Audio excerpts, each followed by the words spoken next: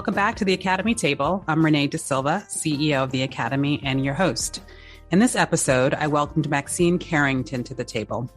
Maxine is the Chief People Officer of Northwell Health, and she served in a variety of employee experience and HR roles at the health system since 2008. When I think about health systems who are at the leading edge of addressing the industry's workforce challenges, Northwell often comes to mind. So it was with great pleasure that I dove into many of these topics with Maxine. A few takeaways from my conversation. First, Maxine, like many, doesn't refer to the current era as the Great Resignation, but rather the Great Retention. It's reflective of the opportunity that Northwell sees in building non-traditional talent pipelines with veterans, people with varying levels of abilities, or mid-career professionals returning to the workforce. They're incredibly focused on customizing experiences to attract and then retain that talent. And Maxine shared some excellent learnings in this space.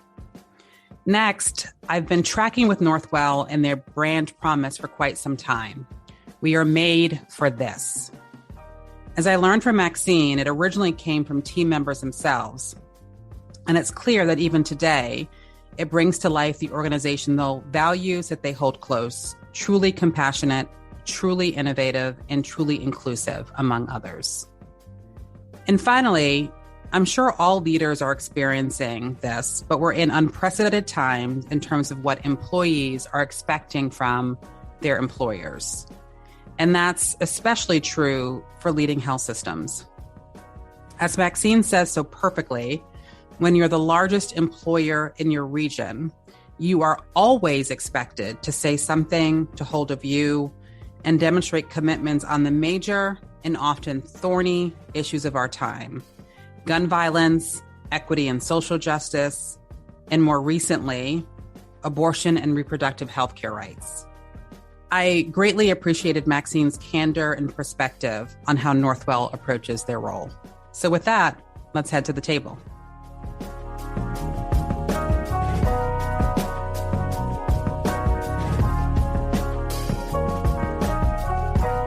Maxine, thank you so much for joining us today. I've been looking forward to our conversation. Thanks so much, Renee. It's good to connect with you. So I had a chance this spring to notice that many of our Academy members were abuzz with a talk that you gave around just how we as an industry think about retention and engagement more holistically. And so I've been really delighted to start this conversation. Before we dive into that, though, tell me a little bit about your background and how you landed in your current role of Chief People Officer at Northwell. How much time do you have? Exactly.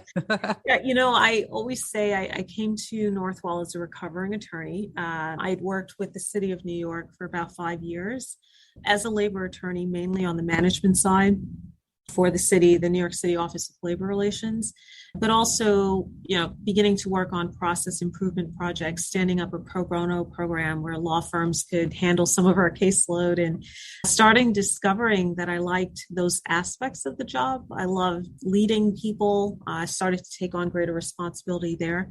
I loved seeing opportunities to transform, make something better. I just didn't know what I was going to do with that. A lot of colleagues before that had transitioned from, labor legal practice into labor relations in various industries: healthcare, aviation, transportation, et cetera. So I started eyeing that. At the same time, I was having some really tough, complicated experiences in healthcare with loved ones. Thankfully, none of our Northwell facilities, where I felt that patients needed an advocate. To really voice support for them, to challenge, whatever was the establishment of that particular entity. And it dawned on me that healthcare would probably be the next great space to help transform. And that's what I saw. I saw it as an opportunity. And I remember that realization standing in an ED one day in Brooklyn, an emergency department. I said, you know what? I need to get into healthcare. I want to help fix it and make it better. And the stars just aligned. I literally start to look, and I get a call from someone who had worked in the city, that office where I worked previously. By the time I get there, she's somewhere else, but we would have occasion to connect. So I knew her. So she reaches out and she says, then we were North Shore IJ is looking for attorneys to lead labor relations in our hospitals. We're looking to build out that capability. And so I came over, long story short. I won't tell you about the first interview at a steakhouse where they discover I'm a vegetarian. That was it's still talked about to this day. So I joined in 2008, one of our hospitals. A few months in, I get called to a diner to talk about an opportunity to lead HR at what was then our only behavioral health hospital. And back then you didn't say no. You went along for the ride. You didn't challenge your esteemed elders. You trusted. I did at one point during that breakfast or lunch, whatever it was, I did say, I really don't know HR. With all due respect to you. And they said, you can learn the terminology, you can pick up the skills, you can learn this world, but there are attributes, competencies, skills you have that we think can transfer well. And then the rest is history. I went over for 3 years. Then I went to lead HR for Lenox Hill Hospital in Manhattan, which is really known all over the world. With that came another couple adjacent hospitals are part of Lenox, and then went into regional roles as we began to expand and regionalize in our own way, different markets, and then into a deputy role. A year of that was spent, helping to manage through COVID. And then the chief people officer role last year. That's fantastic. It has been a journey. And Northwell has, now we're Northwell. We've changed so much. It hasn't felt like the same gig.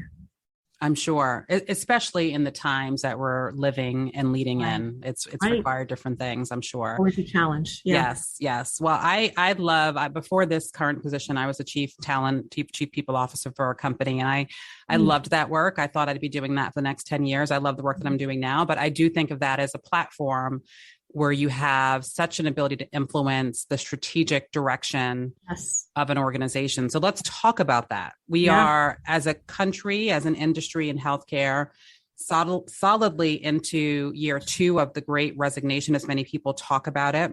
Yeah. And it also reflects opportunity for maybe reimagining the compact that we as employers have with our team members. And I think you're very forward leaning on that. So what's the opportunity that you've noted through this pretty tumultuous last few years? Yeah, I've always been drawn to neuroscience experts and just always thinking about that compact, as you referenced. And, there's the Great Resignation. I think, I refer to it as the Great Retention. Yep. Others out there are using the phrase, the Great Reimagining. And I think those are more positive. You're leaning into it a little bit more positively. You're seeing what the opportunity is. And we have a thing at Northwell. We say we never waste a good crisis.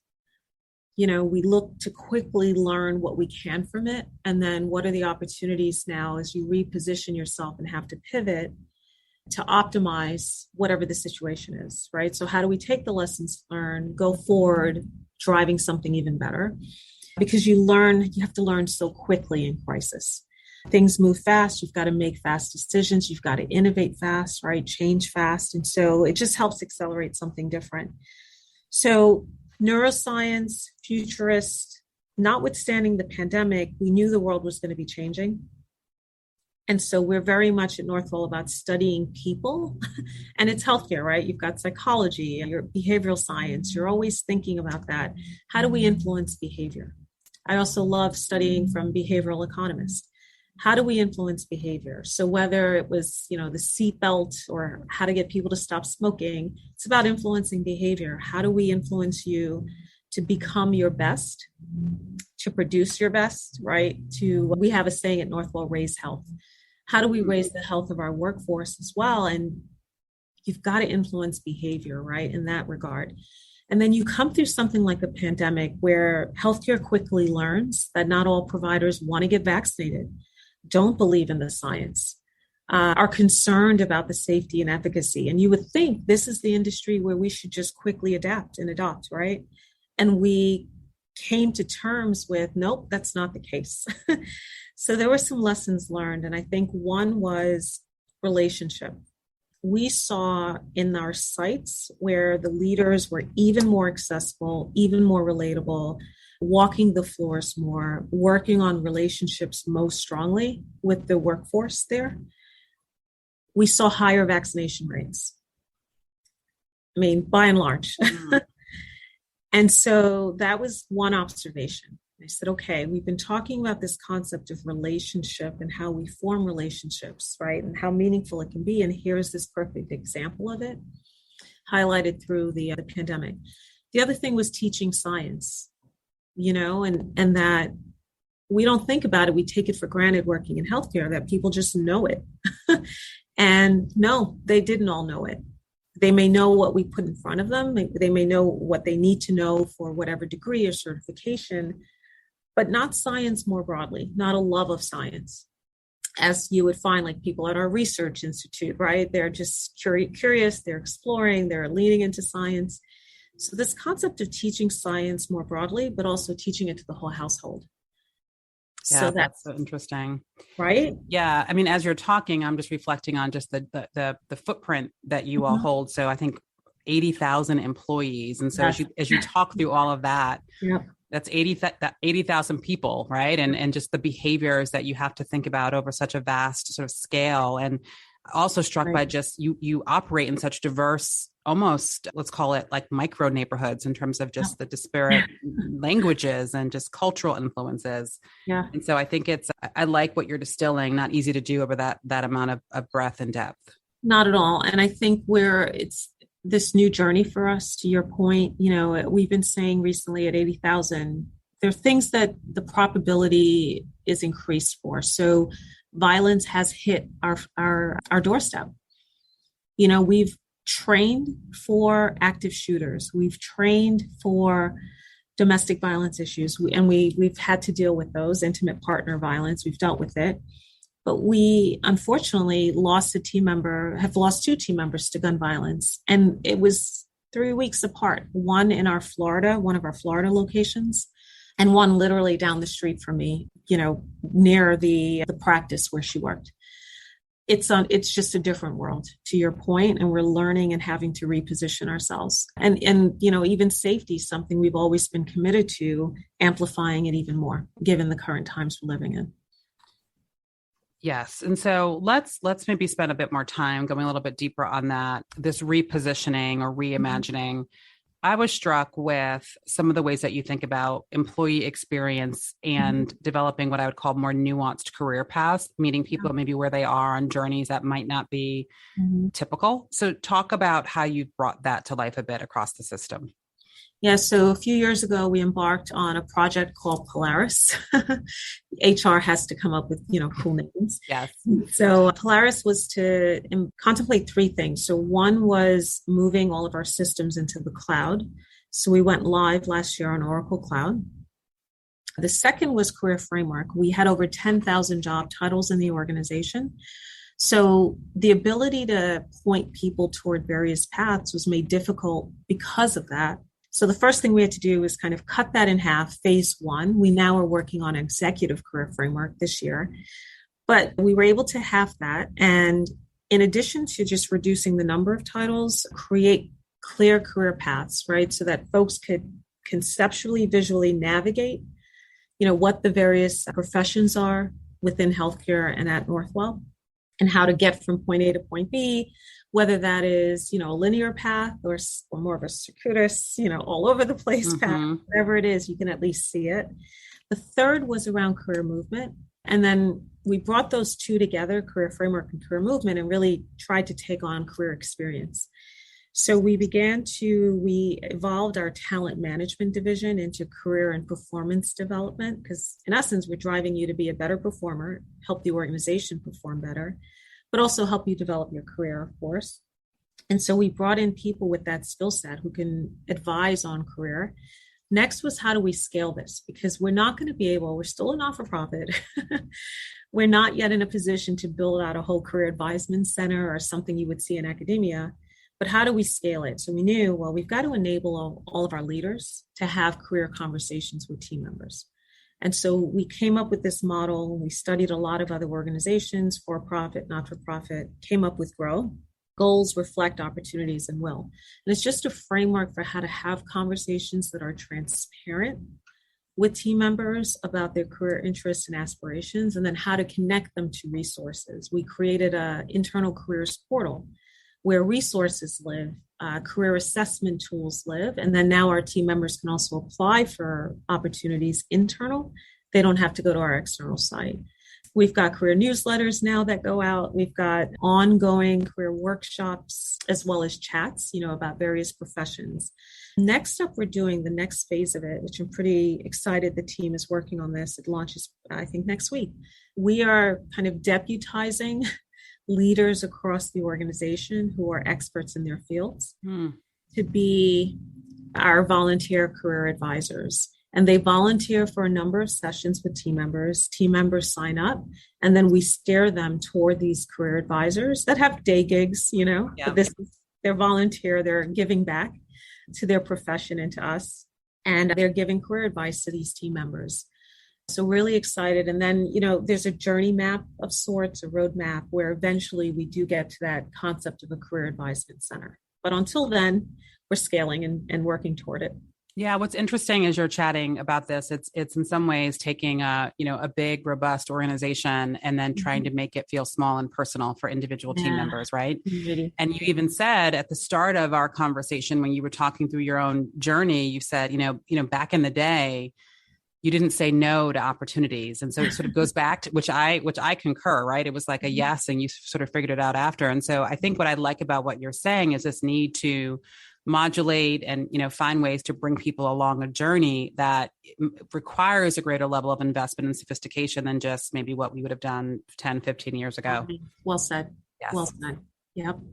So I'm also a student of some of this work around engagement and retention and how you think about, finding talent in pockets that don't exist. I've been struck by some of the work from Accenture on this net better off framework, which is like really gets into the hearts and minds of why people pick companies, like the purpose-driven nature of what they do.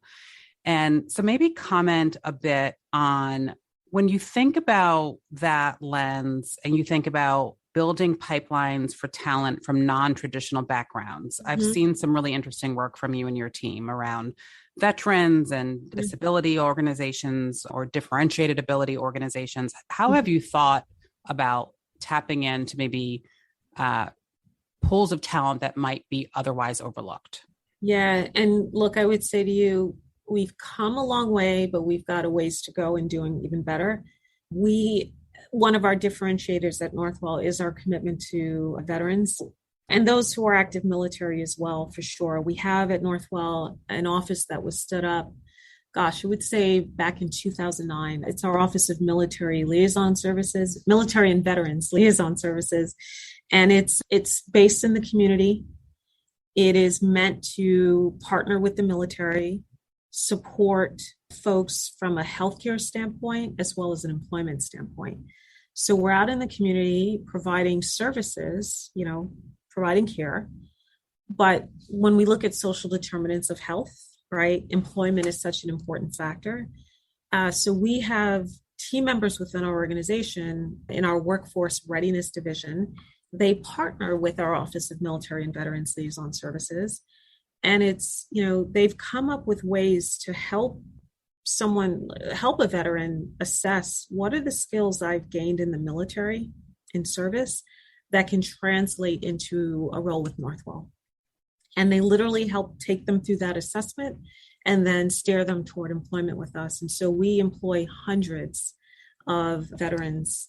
We definitely have folks who are, active, and they may get called, and we support them. So when they return back to Northwell from service, active duty, we will pay them the difference between what they earned during service and what they would have earned with us. So if there was any gap, we make up for it, and we really try to celebrate their return as well. We just had a huge concert in New York City, a 2-day, during Fleet Week in New York City. We do this pretty much every year now. It's called Side by Side, and it's our declaration to the world that we're committed to vets. And our recruiters are there at these events as well, trying to recruit as much as possible veterans into the organization. So that's been amazing, and we're just continuing to evolve it and go bigger. I met a couple new vets today that have been hired into Northwell. Fantastic. Yeah. What's interesting about that too is as you sort of think through the just math around not necessarily having the confidence of having enough, the supply demand equation on talent needs is sort of moving in the wrong direction. So I think as an industry and as a country, we have to think more creatively about how we get people ready for positions that maybe they might not, maybe you have to think differently about that. So a question for me, which is a little bit of a practical one, is what are the implications of things like that? Being creative in how you think about talent sources. How do you think about that in terms of having your hiring managers on board for that? Maybe removing friction for prospective employees that might just come at it from a different background and lens of experience. Absolutely. Even our people with disabilities hiring, we have a disability etiquette education series that we ask leaders to participate in, right? So that if we hire someone with a disability, a known disability, they are welcomed, the environment is inclusive, and the leader knows the language, right? And how to support that person. And so we try to think holistically about it. It's not just get the numbers in. It's what's the environment they need to come into. And then, to that veteran example, how do we ready you before you even start to know what to expect, right? What are the perhaps gaps that you may have that we can support? And so it's, using things like our website, it's using social media, it's using that conversation between that individual and the recruiter, just contemplating that. And then you're absolutely right on the pipeline, right? Today, by the way, right now we're bringing in record numbers of people. Every week we're bringing 250 to 300 people in a week. So we've been amplifying our brand more and more and absolutely tapping into partner organizations, community organizations. When we see a layoff notice, we'll probably be the first ones. We will reach out to that business and say, hey, we noticed you're laying folks off. Can we connect? So we are trying to get ahead as much as possible. I've charged our recruitment team with a quick, easy slogan: be out there more than anyone else. They are at every street fair, every mall, everywhere you can imagine, just bringing the brand out. And I even said to the head of recruitment recently, who is an operations leader now, I said to her, who we recruited in to run recruitment for us, talent acquisition. I said, we should probably rebrand our recruiters, right? They're called talent acquisition people, recruiters. We should probably call them brand ambassadors, because that's really what they're out there doing for us, just taking the name everywhere we can. Because you just got to drive toward volume, and then you can work through selection. That's right. If volume is not there, you don't have enough to select from, Yeah, that's powerful. Even I was struck by, I think you have a returnship program for non-clinical roles for mid-career professionals. So just this really massive levels of customization to reach people where they are, I think is impressive. Yeah, we just graduated our first class of women who have been out of the workforce for any number of reasons. Their stories are poignant and amazing. And they come back through, it's sort of an apprenticeship experience with some inspiration wrapped around it. And they come through that experience, and then they go into permanent roles. They get an offer, and thankfully all of our initial participants received offers: finance, HR, IT, etc. And the next group will start, and we really hope to expand that. And then next up is a program similar, a returnship for retirees, just a path back toward whether it's full-time or part-time employment. So the team is working on that right now. That's fantastic. So I want to talk next about mission and values. And I do spend time just canvassing missions that speak to me among our health system members.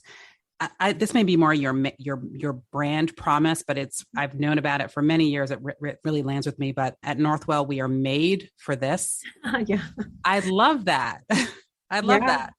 Because that means you're made for a lot of things, right? Like the tough stuff and the hard decisions and the challenging calls. And so just talk more about how you think about team member promise and how values, how you sort of orchestrate those to show up in day to day.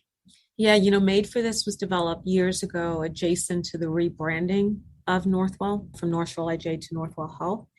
And it was really a collection of comments from our team members. So the team went out all over the organization and listened. At the time, I was head of HR at one of our sites. They listened to me as well. A ton of listening sessions, and that was all brought together in this Made for This manifesto. We actually just revisited it and updated it to just reflect the times we're living in today, 2 years, into a pandemic, 2+ years. So it's that. And with that, we just updated our values as well. So, they're still truly compassionate, truly innovative, truly together. all of those values. We just added truly inclusive. We had one called Truly Ourselves. It has now been replaced by Truly Inclusive. So once that's been updated, our behavioral commitments, we're not calling them expectations anymore, commitments have been updated. Our performance review ratings have been updated just to be more progressive, reflect the times, how we evaluate you, how we recognize and reward you. So all of that now getting connected. Made for this, I will tell you, Renee, working with marketing, we always pause and say, okay, what's the continued shelf life on Made for This? Mm-hmm. And just when we think it's going to die out, all of a sudden on social media, there'll be a resurgence of Made for This. And our CEO will say, something about being made for this. And it just continues to live on all these years later. And it's just this rallying cry that we kind of get to ground ourselves in and remind ourselves of who we are, what we're committed to, especially when times get really hard. Yeah, I was in a different role when you all were working on that, unveiled it, and I was sort of watching from afar, but it has always stayed with me. The other one that stays with me is Christiana Care, which is for the love of health. These just like short, really pithy things that evoke something is really powerful. Their values, love and excellence, we're like, I wish we hadn't just done our values. We could have just gone with that, I know it's really good.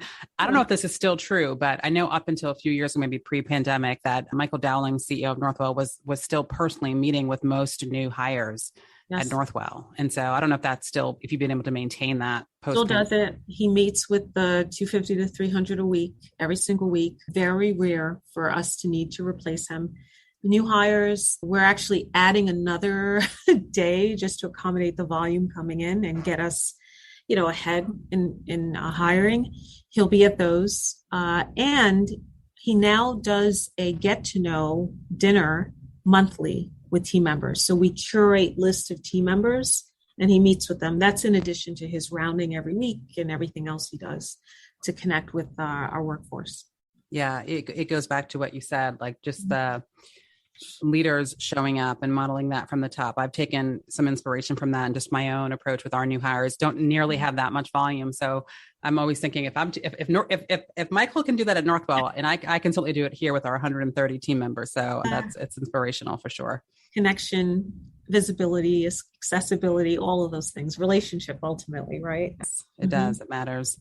So then maybe maybe one final question before I get to my wrap-up question, which I ask all of my podcast guests, would be, I think when you and I first met in 2018, and it was my first couple of months in this role, and we were having a conversation around making the case for why equity and inclusion matters. Yes. And I think we're having a different conversation 4 years later.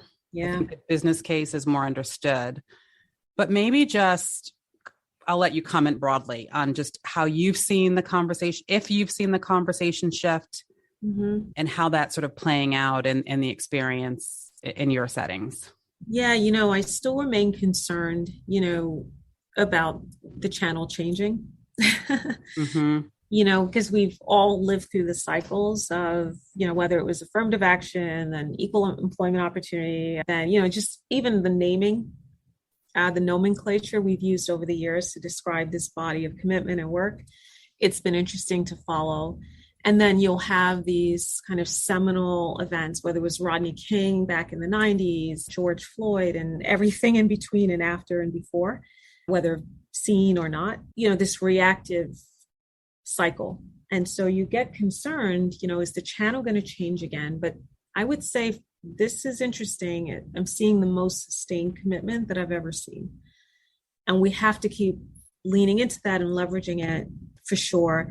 I think what I'm seeing is this commitment of companies, organizations to more fully integrating it, right? So it's not a set aside. It's not an office over there somewhere in a corner. You're right. It's not a project. It's not a food fair, right? It's all the kind of, when you look at the maturity model, like baseline 101 or negative 101, right? You're really seeing everyone trying to commit to full integration and sustained progress and seeing the business case come to life. I'm seeing that in a different way. And I also think just current life events, it's going to keep that level of advocacy and activism and disruption happening. So that's going to keep it alive too. What we're seeing coming out of the Supreme Court and just the discourse and these nationalist groups and, people recognizing, no, that's not okay. We can't believe in that. We don't want to believe in that. And the workforce now, there's a rising level of activism. Yeah. Right, happening as well. So I think we have to harness that, use it to our advantage, ensure that team members can talk about these things. Years ago, this, you didn't talk about politics and religion in the workplace. Now you do. Yeah, it is. It's interesting to see. And the shift has been over, it's been over probably the last 5 to 10 years. So it's interesting to know how quickly things can change. On your equity and inclusion front or comment, I agree. It's one of the things that I spend a lot of time thinking about is it can't be a thing. It really needs to be the way in which we do all things. And so it's interesting to see how that plays out across really not just healthcare, but just really broadly. Yeah. And, your point about the values, we intentionally put truly inclusive in, because once you do that, you've got to train on your values and you've got to train everyone on your values.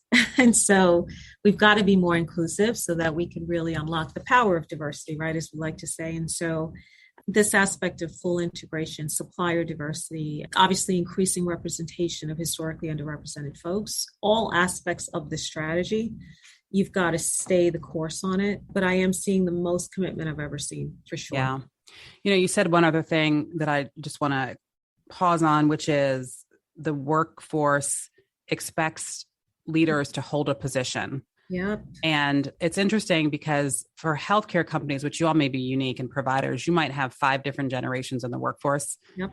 That have very different views on what that ought to look like, right? A baby boomer versus a Gen X would probably, or Gen Z would probably feel very differently about that. So I'm not asking you to necessarily share specific places that you've held or not held a position, but how do you all as a leadership team make that decision? Yeah.